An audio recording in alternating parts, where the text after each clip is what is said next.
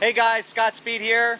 Shout out from Volkswagen Andretti Rallycross, and you're watching KidzSpeed.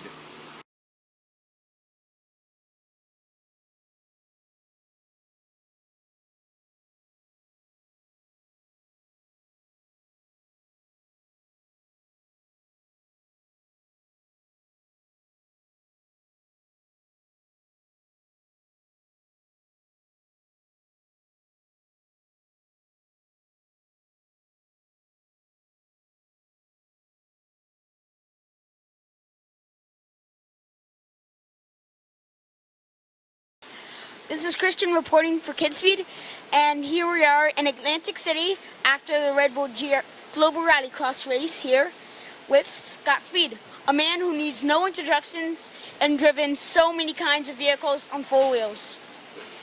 Anything else on 2? I think 2 wheels is going to be a little bit harder for me for sure, but you know, I've been fortunate enough to drive a lot of really great cars, and I've had a lot of fun along the way. Okay, so anyway, I was wondering, with karting, I believe you began in karting, right? Yep. So with karting, how did your skills from karting transfer into Red Bull GRC? Well, karting is the fundamental base that you gain all your skills for any cars you drive. And to be fair, the supercars we drive here in Rallycross most similarly represent a shifter kart. It's the closest thing from a sense of feel, and the time you spend at a young age working with the karts, getting better, learning racecraft, learning how to make a kart go fast, those are all the same exact tools you use in real cars, and you get to learn them at a very young age, so it's a very important part of the learning process. I understand. I've heard a lot of people say that karting people about karting that it's like the purest form of motorsports. Do you agree with that? It's certainly the first motorsports that most people are introduced to, and you know, for anybody learning any sport, you know, the first introduction you have to it and that foundation that you're able to learn from is the most important. So go-karting is a great avenue into real race cars, and one that almost everyone ends up taking. Okay, I understand. Anyway, your win today, amazing. It was spectacular. Anyway, how did you catch up? How did you catch up to him so well? Well, you know, that's motor racing, and a big part of that is being able to keep your cool when things don't go your way. You know, we entered the first corner a car length in front of the entire field, and we came out of the first corner 5th. And it's times like that where you really need to be focused and you need to be calm, not let your emotions get the best of you, and just be methodical. And from there on out, we just made the methodical choices on the passes we made.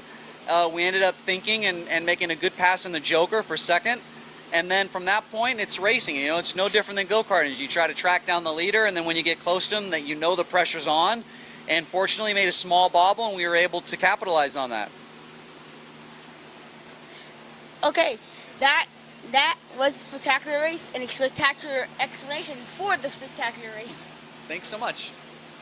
Anyway, shout out to your dad, Mike Speedy. He's really been active in a lot of karting stuff, and right now I believe he is helping with the people that I usually race with.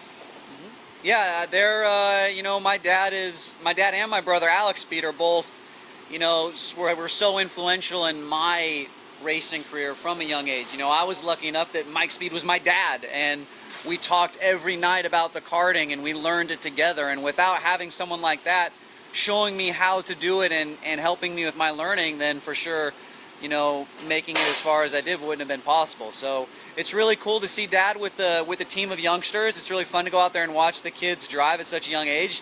To be honest, at 10, 11 years old when I first started, the kids nowadays are far better than I was at that time. So it's really cool to see how those karting sports evolved and how good these young kids are.